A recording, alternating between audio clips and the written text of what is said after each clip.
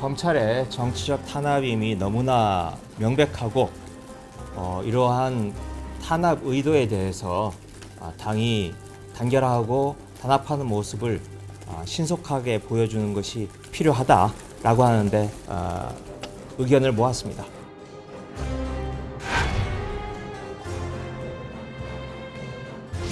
일단 기소 당일에 당무위원회가 열린 건 어떻게 평가하십니까? 정말 뭐 철통 같은 태세. 철통태세라고요? 예. 근데 저는 이 전반적으로 과유불급이다라고 생각합니다. 직무정지를 받은 자 중에 부당한 이유가 인정되는 경우에는 당무위 의결을 거쳐 취소 또는 정지할 수 있다. 이렇게 돼 있어요. 그러니까 선행 단계 직무정지 결정이 없었다는 말씀이십니까? 그렇죠. 일단 잠깐이라도 직무정지 절차가 있어야지 사망으로 넘어갈 수 있습니다. 지금 그 당원 80조 사망에 의하면. 이렇게 그냥 한 두세 시간 만에 땅땅 두드리고 졸속으로 요식행위를 해버리면 국민들이 저거는 그냥 뭐 이재명 당대표가 그냥 사람들 시켜가지고 자기 그냥 저기 사법 보호하려고 방탄하려고 저건 그냥 동원한 거야. 그럼 민주당은 방탄 정당이야. 이렇게 문제 제기하는 사람들, 비판하는 사람들한테 빌미를 주는 거 아닙니까 이거?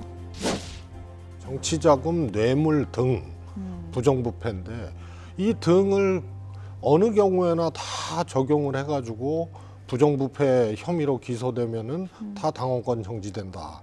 이런 거는 재정 당시의 취지하고는 안 맞아요. 예. 그때는 정치자금이나 뇌물, 돈 받은 거 이런 이제 부정부패를 염두에 두고 한 거지 제3자 뇌물이라든가 이런 거는 상상도 못했던 거거든요. 예. 정치자금, 뇌물 등 부정부패인데 네. 여기서 이 뇌물이 제3자 뇌물은 포함이 안 된 거다 이렇게 해석을 하시는 그러니까 건가요? 돈 받은 거, 예. 그래서 본인이 부정부패하고 뭐 축제한 거, 뭐 이런 것에 해당하는 거죠.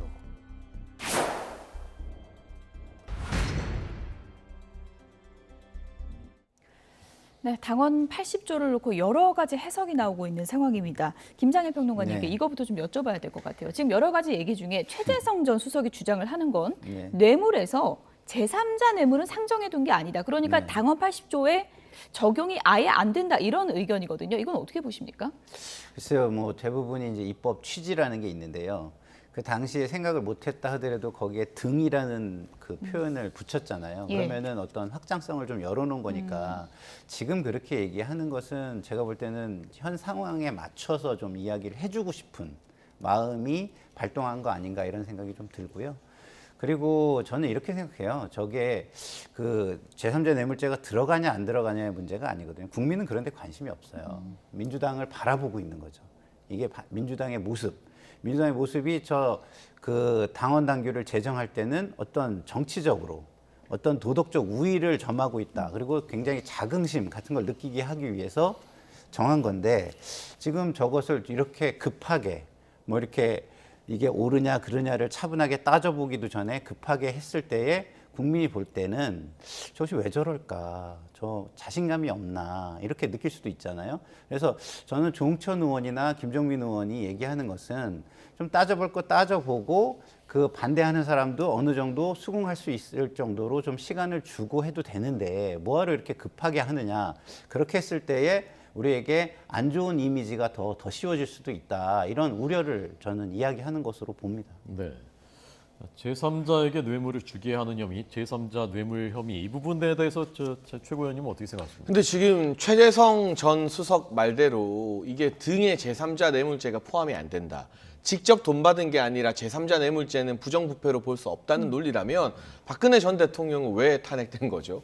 제3자 뇌물죄 논리, 경제공동체의 논리로 대통령직에서 내려와 탄핵까지 당한 분이 바로 박근혜 전 대통령입니다. 뭐 그 판결에 대한 정치적 견해는 차치하고 법적 판단이 그랬어요. 그런데 이번에 이재명 대표 같은 경우는 대장동이나 화천대유 보면 이 박근혜 전 대통령 국정농단 사건과 유사한 법리 해석이 적용될 가능성이 대단히 높아요.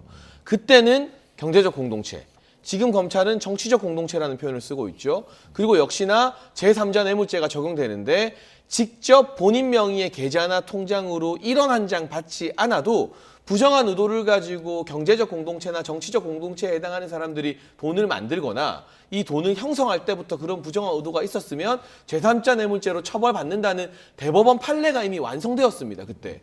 그랬는데 대통령까지 내려오게 할 정도로 중한 범죄가 제3자 뇌물죄인데 이건 직접 받은 게 아니니까 당원 80조에 해당이 안 된다라는 건 논리적 명분이 너무나 약하고 탄핵을 주창해서 관철시켰던 민주당 입장에서 정치적 정당성마저도 도로 이 중원대에 집어넣는 좀 민망한 일이 되는 것이고요. 저는 사실 양산 가고 싶어요. 제가 기자라면 양산 갔을 것 같습니다. 이 당원 80조가 문재인 전 대통령이 당 대표일 때 만들어진 혁신안이거든요. 예. 물론 그때 혁신위원장은 김상곤 전 교육감이었습니다만 문재인발 혁신안이에요. 양산 가서 뭐 이재명 외에 대안이 있느냐 없느냐 이런 그 무의미한 소리 물어볼 게 아니라 대통령이 문재인 전 대통령 때 만든 당원 80조가 이렇게 형해화되고 무력화되는데 기분이 어떠십니까? 이거 기자들이 물어봐야 되는 거 아닌가요? 저는 비명계가 왜 양산 안 가는지도 이해가 안 갑니다. 양산 가서 이재명의 이자도 언급했다 안 했다 박용진 의원이 그거 물어볼 때가 아니라 대통령님이 당대표일 때 만든 당원 80조가 이렇게 산산조각 나고 있는데 기분 어떠십니까? 이거를 문재인 전 대통령에게 물어봐야죠. 근데 전임 대통령들을 자꾸 현실 정치에 끌어들이는 거는 별로 좋은 생각은 아닌 것 같아요. 어쨌든 문 전 대통령과 종종 만나고 소통하는 최재성 전 정무수석은 어제 제3자 뇌물죄는 상정한 게 당시 아니었다. 이제 이렇게 이제 해석을 했다는 걸 다시 한번 좀 말씀을 드리겠고요. 그거는 이제 의도가 있게 본인의 예. 의도를 가지고 해석을 하신 거라고 예. 저는 봅니다. 조홍천 의원은 앞서도 저희가 영상을 통해서 전해드렸지만 이런 문제점을 지적한 겁니다. 그러니까 80조 사망을 보면 1항에 해당하는 자 가운데 직무정지도 안 내렸는데 이게 예외를 할 수가 있느냐. 1항과 3항의 그 절차가 맞지 않는다라고 지적을 한 거거든요. 이 부분은 어떻게 보십니까? 그러니까 여기가 우리가 법리를 따지는 데는 아니잖아요. 정치를 하는 곳이니까 저런 이야기를 하는 그 정치적 맥락이 뭐냐를 따지는 게 저는 더 중요하다고 보거든요. 절차적 정당성도 그렇죠. 중요하지 않겠습니까? 예, 그런 측면에서 볼 때 이것을 왜 이렇게 급하게 했느냐. 급하게 했을 때 우리가 정치를 좀 발전시키고 개혁하는 데 앞장섰던 우리가 오히려 정치를 좀 퇴행시키고 후퇴시키는 모습을 국민에게 보여주는 건 아니냐라는 어떤 우려, 그런 정치적 어떤 맥락을 짚은 것이지 이게 뭐 쉼표가 있냐, 뭐 1항을 먼저 적용하고 3항을 적용 안 했으니까 문제다 이런 하나하나를 따지는 건 아니라고 봐요. 왜냐하면 그 큰 의미가 없거든요. 왜냐하면 이거는 다 당무회의에서 사망을 그냥 적용하게 돼 있어요. 예? 지금의 현실이 그렇습니다. 예. 현실이 그런데 그 현실을 모르고 저런 얘기를 하겠어요? 그런 건 아니고 이런 것들을 전부 다 정치적인 우리가 발전을 위해서 한 건데 이렇게 하나씩 후퇴를 시키면 되느냐 이런 취지를 얘기한 것으로 보면 될 거라고 봅니다. 네. 자, 김상일 박사님은 이제 법리보다는 이 맥락을 봐야 된다라는 말씀이신데 법리적으로는 어떻게 생각하십니까 지금? 근데 일단 모양이 빠지긴 하죠. 그러니까 어차피 당무위에서 이재명 대표의 당직 유지 결정 내린다는 걸 모르는 사람은 아무도 없습니다. 근데 이게 뭔가 이걸 좀 우격다짐으로 밀어붙이다 보니까 콤마 논쟁까지 나오는 거잖아요. 그러니까요. 이게 당직을 일단 정지하고의 콤마가 없기 때문에 이거는 강제 조항이 아니다. 저는 콤마가 강제 조항을 발동시키는 요건이라는 거를 36년 만에 처음 알았습니다. 80조 1항 그래픽 다시 한번 좀 보여주실까요? 그리고 저기에 만약 네. 콤마가 있었으면 당직을 일단 정지해야 되는 거냐? 이런 식으로 최고위 관계자가 말을 했다고 하더라고요. 네, 여기 콤마는 지금 정지하고 다음에 콤마가 이제 없기 때문에 뒤에 할 수 있다가 정지하고에도 해당이 된다. 이제 그런 해석이라는 얘기입니다. 그러니까 이게 국민들 봤을 때 이게 무슨 제1야당 당원 당규 해석 장난하는 것도 아니고 콤마 있고 없고로 이게 달라지냐? 이게 좀 우스워지는 거죠. 그리고 설령 결과가 정해져 있다 하더라도 민주당이요. 치열하게 고민하는 모습을 보여주는 게 정무적으로 나았다고 봐요. 이렇게 바로 번갯불에 콩고모토 소집해서 실제 현장에 온 사람은 30명밖에 안 되고 나머지 30명 정도는 서면으로 위임을 했고 또 20명 정도는 아예 참석을 못한 거잖아요. 하루 유예를 두고 이재명 대표도 칩거하고 정말 고민하는 모습 끝에 경론이 오가고 반대표도 좀 있지만 그러나 뭐 이런 결론을 내렸다라고 하면 국민들이 관심은 더 가지고 혼란이 약간 길어질지 몰라도 민주당이 나름대로 토론도 하고 수기도 하고 고민도 했구나라는데 이게 처음부터 정해진 수순대로 너무 착착착 진행되니까 짜고 치는 고스톱이다라는 말이 나오는 거거든요. 이게 정무적으로도 이런 콤마 논쟁이 불거지고 이 하루아침에 만장일치 결론이 났다가 하루 지나서 전해철 의원이 무슨 소리냐 만장일치 아니다. 나는 동의하지 않고 나왔다라고 말해서 김의겸 대변인이 또 브리핑을 번복해야 되고 이런 모습 자체가 이재명 대표에게 별로 도움되는 그런 과정은 아닌 것 같아요. 예. 그러니까 이게 저는 이렇게 생각을 해요. 저는 이제 법리보다는 자꾸 취지를 얘기하는 게 비판의 목소리조차도 나오는 게 싫다, 듣기 싫다 이렇게 느껴질 수 있다는 거예요. 그러면 그렇게 아예 비판의 목소리를 못 내게 아예 틀어막겠다 이런 모습이 민주정당의 모습이냐 이런 측면에서 별로 그렇게 좋은 모습은 아니다 이런 말씀을 하는 거죠. 예. 어쨌든 만장일치였다는 김의겸 대변인의 발표는 하루 만에 좀 무색해졌는데요. 그 얘기 한번 듣고 오겠습니다. 전해철 의원님으로부터 자신이 당무위원회에서 한 발언을 좀 소개를 해달라라고 하는 요청이 있었습니다. 결론부터 말씀드리면 전해철 의원께서는 어제 당무위원회에서 몇 가지 말씀을 하신 뒤에 기권을 하고 당무위원회에서 퇴장을 하셨습니다. 이 사안의 본안은 정치 탄압 등 부당한 이유가 있다. 이걸 인정할지 말지가 어제 당무위원회에 올라온 안건입니다. 그래서 이 안건에 대해서는 전해철 의원이 말씀을 하시지 않으신 거고 그 전에 소집 절차에 대해서 말씀을 하신 거기 때문에 저는 반대가 없이 통과가 됐다. 그렇게 표현을 한 겁니다. 김정일 평론가님, 네. 그러니까 안건에 대해선 반대하지 않았기 때문에 만장일치라는 표현을 썼다는 건데 뒤늦게 이제 전해철 의원이 내가 반대했다, 기권하고 반대했다는 걸 좀 전해달라 이렇게 얘기를 해서 지금 네. 브리핑을 하게 된 거죠. 네. 그러니까 자신의 머릿속의 의혹이 너무 과한 거죠. 그 대변인은요, 이렇게 기자분들한테 전달을 할 때 팩트를 그대로 전달을 해야 돼요. 왜냐하면 그렇지 않으면 기자분들이 그 상황을 본 게 아니면 그대로 그걸 쓰면 오히려 그 말을 받아서 썼는데 잘못을 기자분들이 하는 게 돼버리잖아요. 왜냐하면 확인도 안 했냐 이거부터 시작해가지고 또 질책도 있을 수 있고 예. 또 국민에게는 본의 아니게 내가 좀 약간 잘못을 했네 이런 미안함이 들 수도 예. 있고 이렇잖아요. 그래서 대변인의 역할은 그런 것은 아니다 이런 생각이 들고요. 그렇기 때문에 이 상황을 세세히 어떤 시계열로 그냥 드라이하게 객관적으로 브리핑을 했었으면 어땠을까 이런 좀 아쉬움이 저는 있습니다. 네. 자, 이런 가운데 이제 하영재 의원 체포동의안이 국회로 넘어오게 되는데 이 부분이 이제 그 민주당의 딜레마입니다. 이에 대한 이제 조응천 의원의 말부터 먼저 들어보겠습니다. 근데 이번에 부를 하게 되면 예. 참 이 부패를 옹호하는 거냐, 방탄 본능이 있는 거냐, 라는 비난을 받게 되고 그렇다고 또 가를 하게 되면 야, 뭐 니네 당은 부고 남의 당은 가냐? 그러니까 뭐 내로남불이냐, 아시탑이냐? 어제 이 부분도 그 최재성 전 수석이 그 출연했을 때 이제 그 물어보니까 김앤커 물어보니까 그건 뭐 당에 따라 판단할 게 아니라 개별 사안에 따라서 체포동의안 내용을 보고 체포될만 하다 하면은 뭐 부하는 거고 가하는 거고 뭐 그런 거다 이제 그런 설명이었거든요. 어떻게 생각하십니까? 아무래도 민주당 입장이 좀 궁색해지고 옹색하죠. 이걸 가결하면 아니 노웅래 이재명은 왜 막아놓고 국민의힘만 체포시키느냐, 체포동의안 통과시키느냐라는 내로남불 비판에 직면할 수밖에 없고 부결을 하면 이재명 방탄하자고 다른 국회의원들 무슨 부패 혐의가 드러나도 국회 다 방탄으로 쓰는 거냐? 민주당 이거 어떻게 책임질 거냐라는 방탄 논란이 불거질 수밖에 없습니다.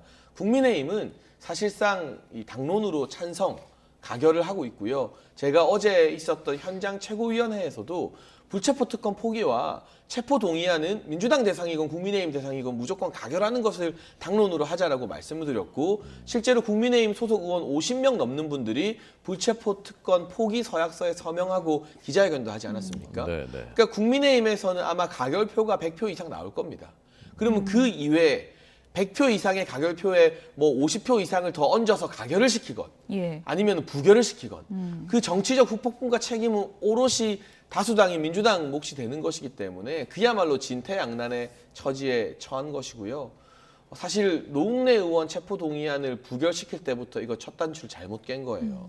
그러니까 이재명 대표에 대해서는 뭐 정치적 판단을 하더라도 노웅래 의원은 집에서 돈다발이 막 수억이 나왔잖아요. 요즘 세상에 누가 집에 돈다발을 수억씩 갖다 놓습니까? 그 뭐 부의금이라고 하는데 이 집회 1년 번호 보니까 시기도 안 맞는다고 하잖아요. 그러니까 그런 거짓말이 드러났음에도 불구하고 이재명 대표 예행 연습용으로 방탄을 하다 보니 그 다음 수순이 계속 꼬이는데요. 국회의원의 부정부패가 이 4년의 임기 동안 뭐 계속 참 불행한 일이지만 몇 건씩 때로는 10건 이상씩 발생하는데 이미 3명이 구속되었고 2명은 방탄을 했는데 6번째에서 방탄하느냐 마느냐가 이렇게 논란이 되는 건 결국 이 책임은 이재명 대표에게 있다라고 말씀을 드릴 수밖에 없습니다.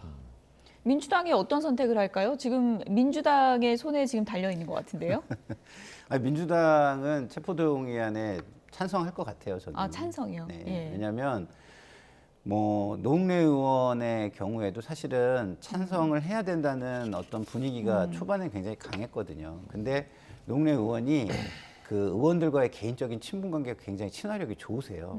그래가지고 의원회관을 한 3번, 4번 도셨어요. 그래가지고 한 하영재 사람 한 사람. 의원은 친화력이 떨어집니까? 그거는 이제 이 결과를 보면은 알게 되겠죠. 예. 그렇지만 노웅래 의원처럼 그렇게 돌면서 이렇게 막 그 설득을 하고 그런 작업을 할지 안 할지도 모르겠고 예. 했을 때 그 결과도 잘 모르겠는데 근데 기본적으로는 민주당 입장에서는 좀 약간 국민의 시각에서 비추어 볼 때 조금 입장이 좀 곤란한 건 사실일 것 같아요. 지금 뭐 장해찬 최고위원이 잘 얘기를 했지만 어쨌든 이재명 대표 같은 경우는 정치 탄압이다라고 명확하게 지금 변명을 하고 있지만 예. 노웅래 의원 같은 경우는 이걸 또 정치 탄압이다 이렇게 얘기하기는 조금 어려운 부분이 있잖아요. 그런 차원에서 볼 때 왜 이것을 다르게 그럼 하느냐라는 국민의 시각을 넘어서는 데는 조금 명분이 부족할 수도 있겠다 이런 생각이 듭니다. 동료 의원들과의 그 친화력 때문에 이게 개인의 운명이 갈린다면 이거 잘못된 거 아닙니까? 뭐 그럴 수도 있는데 그 국회의원들이 이 모든 증거를 보고 판단을 다 할 수 있는 어떤 정보나 이런 게 없잖아요. 그렇기 때문에 와서 설명을 하면 이 사람 얘기를 들으면 이게 맞는 것 같고 저 사람 얘기를 들으면 저게 맞는 것 같고 하는 경우도 굉장히 많거든요. 그래서 그런 부분을 노웅래 의원이 좀 열심히 잘 해서 좀 인정을 받은 거 아닌가 이런 생각이 들어요. 예. 근데 하영재 의원 체포동의안이 만약에 가결되면 그 다음에 지금 뭐 어느 정도 지금 우리의 예상일 수 있지만 이재명 대표에 대해서도 검찰이 또 구속영장을 추가로 청구할 가능성도 지금 점쳐지고 있는 상황 아니겠습니까? 네. 그때는 또 그럼 민주당은 부결을 선택하게 되는 건가요? 근데 그게 예.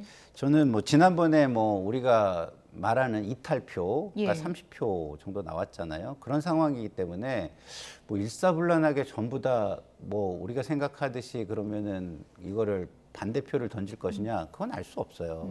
지금 의원들의 마음은 굉장히 복잡하거든요. 그러나 지금 굉장히 외부 환경이 좀 강압적인 환경이 있기 때문에 표현을 못 하고 있는 거예요. 그리고 외부의 환경이 강압적인데도 그러면은 말을 해야 소신 아니냐 이렇게 비난할 수도 있겠지만 정치라는 게 타이밍도 굉장히 중요한 거거든요. 이거를 지금 얘기하느냐 다음에 얘기해서 내 소신도 밝히면서 나의 어떤 소신을 관철도 시키면 더 좋은 거 아니겠습니까? 그래서 그런 어떤 정치적인 현실적인 셈법이 있는 것이기 때문에 그거를 뭐 무슨 뭐 크리스탈 클리어하게 모든 걸 이렇게 다 뭐 판단할 수 있는 그런 상황은 저는 아니라고 봅니다. 예. 네.